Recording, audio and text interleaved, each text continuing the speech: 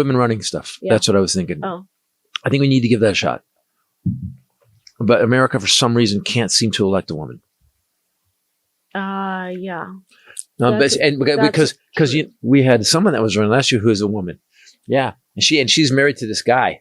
Oh, interesting segue. Mm. He was going to be our first gentleman. Yep. He was also my seatmate on Delta. Next to you or in front of you? He was right in front of me. Uh-huh. So we're mates who in seats. Sir Douglas Emhoff. Sir Douglas Emhoff. Or Dougie Doug, as I call him, even though he doesn't approve. He was sitting in front of me on the flight out with that flight lead. That's how she and I first bonded, because I saw her talking to him at the bathroom. So this whole time I had been sitting behind Dougie Doug and didn't know that that was his head right in front of me. And so I see him coming back from the bathroom and I'm like, ah.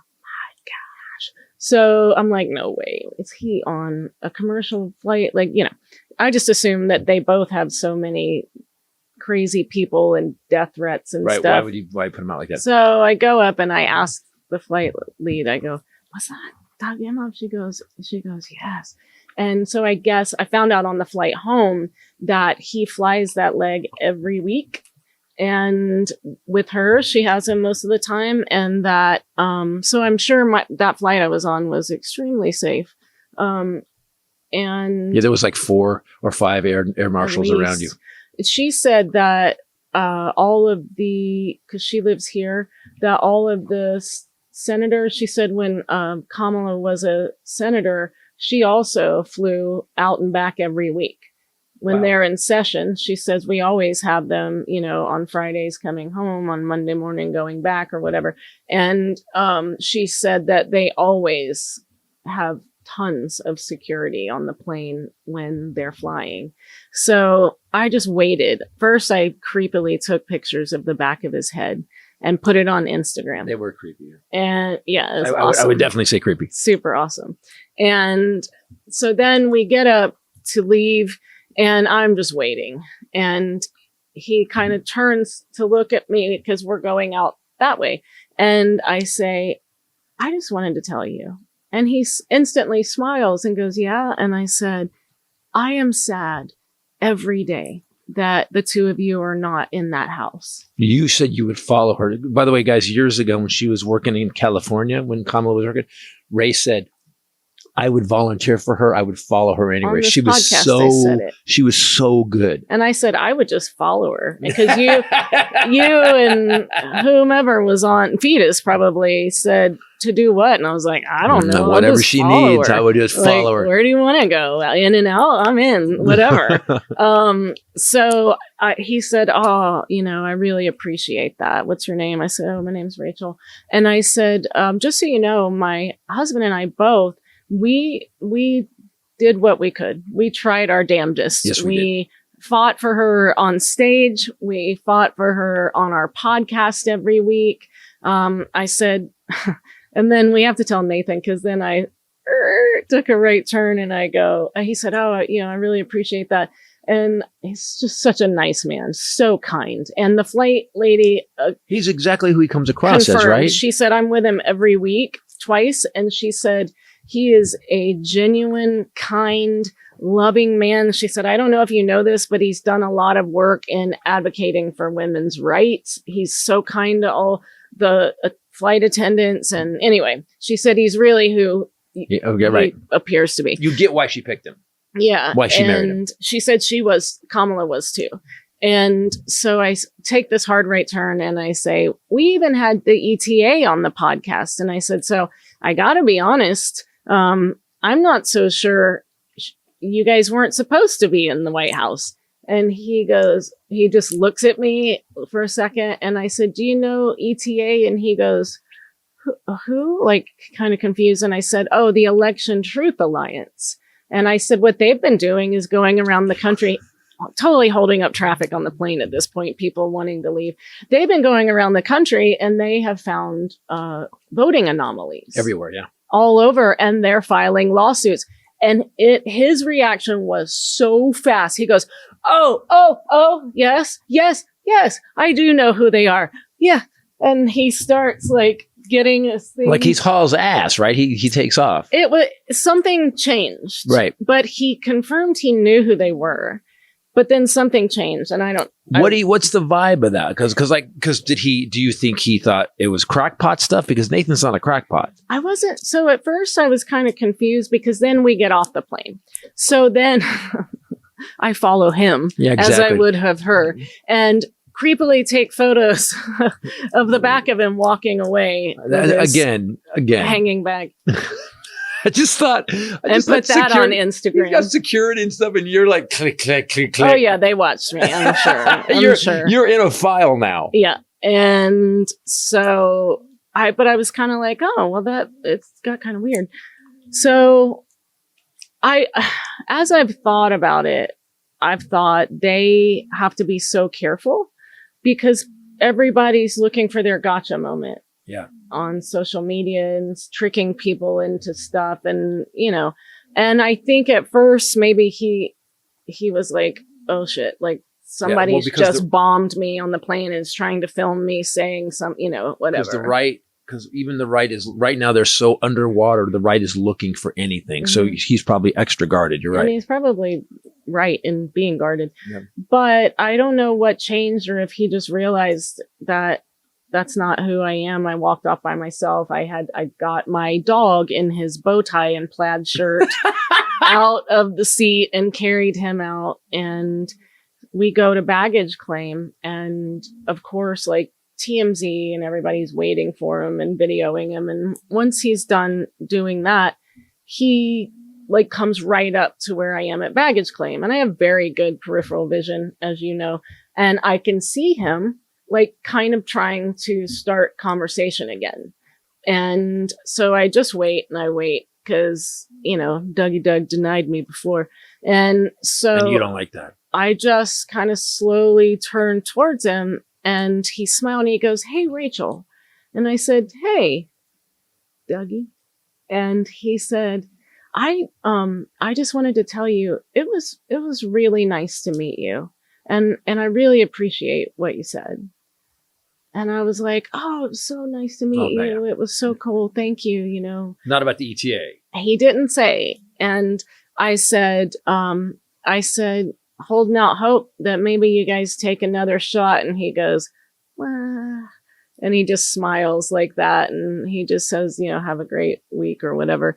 And I don't know. It was such an interesting, like he wanted to like clean up the way it ended. I think he knew it was weird, but there's something with that reaction that gets. I wish I could figure out what it is, because either it's been sent to them. Because when someone thinks you're a crackpot, mm-hmm. they don't do that. They go like this. They go, "Have you heard of ETA? Yeah, heard of them." Ugh. And they walk away. Right. They don't start to panic, because you got to remember that they were there. They had people. I heard that internally, the Biden administration after the election was looking into this and were finding these anomalies already. And they decided, I've wondered about this. And they decided to not pursue it, which I find, listen, people keep saying like, I looked it up. It wasn't attributed to Pam Bondi. Somebody said if they release the Epstein files, the entire system collapses. Well, collapse the fucking system then, because if we are actually protecting billionaire pedophiles, if we are actually letting elections go by because we don't want to rattle the cage, we're letting election fraud happen, and we're just letting it slide because why? Well, we don't want to rock the boat. Right. Rock the fucking boat. Rock the fucking boat. Yeah. And so because look where we are. Right. I it's wonder, not working. Don't you remember? We talked about that a lot. Like, why didn't she say anything? Like we were hearing about this stuff, and the Rockland County, I don't know what's going on with that now, but why didn't they challenge any recount? Why? I think Democrats are overall want to keep the norms. I always hear about the norms. We got to follow the norms. Hakeem Jeffries and Chuck Schumer need to go. Obama came out and did a speech, and he basically said the Democrats need to start picking people with their finger on the pulse. Obama also made jokes about aliens that he had to clarify later. It was awesome. Mm-hmm. But you do understand that, like currently right now, there's not a bigger fuck administration. 125 historians just labeled the Trump administration the worst of all presidencies ever. And you know who came in second? Him. The Trump administration for his first term. We're number 1 and 2. This episode brought to you by Wix. It's actually Wix Harmony. So we use this product. Yes, we do. Have you ever just wished that you could make something happen just by thinking about it? I kind of feel like that's what Wix Harmony does. They definitely can answer that prayer, just taking your ideas and making it reality. They have a new product called Harmony Editor, and it makes creating a website so easy, so natural. It's almost like you're just doing it in your head. Can you type it in? You just type in a prompt and you get a professional website in minutes. Wow. And my favorite part, you can jump back and forth between AI and hands-on editing whenever you want. So you can do both and just go back and forth. So your website actually will end up looking like the way you pictured it, as opposed to if you are just physically trying to create it without any help. Sure. You don't need to be a coder. You just need to be able to type. Exactly. You just need to be able to think of how you want it to look. And then you can talk to, I believe her name is Aura. She, her.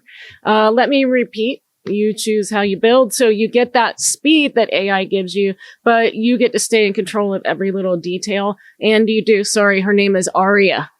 I beg my pardon. She can help you build your site and manage your business. Check out what everyone is now calling the new way to create websites. It's the website creator that we use, along with Ken, he, him. Try Wix Harmony for free at wix.com/harmony. That's wix.com/harmony. We've been using them forever. So the AI thing, what do you think about this AI thing where it's going to go, and is it scare you or do you like it? Yes. Exactly. I find it absolutely terrifying. I find it to be increasingly more sentient.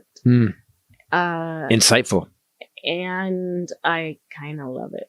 Okay, so this is exactly it. So as you saw today, I'm going through a lot of child trauma that I never really dealt with, right? I would not have shared that. Well, I mean, people go, yeah, you've dealt with it. Yeah, I wrote jokes about it. Yeah. So I'm going at this age. I'm like, well, I want to be better. I just want to be a better person, right? And why do I act this certain way? So once I started asking that question, why do I act this way? So I go into AI and start talking to it about my childhood.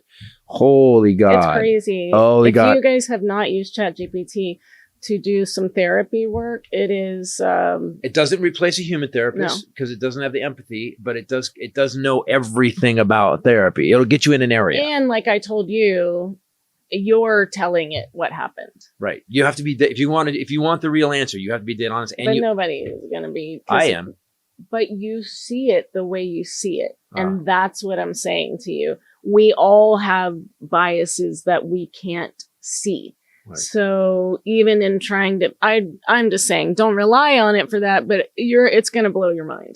It'll blow your mind. But also I think that's why, because it told me at one point, I said, should I see a human therapist? They said, listen, I am a supplement to that. You probably should. Because it called you verbose. It called me. It said I was verbose. I actually put in. I put him some emails. I said when the fucking computer that's attached to all the computers in the world says I'm giving too much information. That was a wake up call. And you've been saying it for years. Why do you have to write these thousand Magna Cartas? I call them. If we ever fight, he'll send text, and I can just scroll. Not anymore. Not anymore. But I also figured out I do that because I'm trying to fix it. I'm trying to find the sentence that fixes it.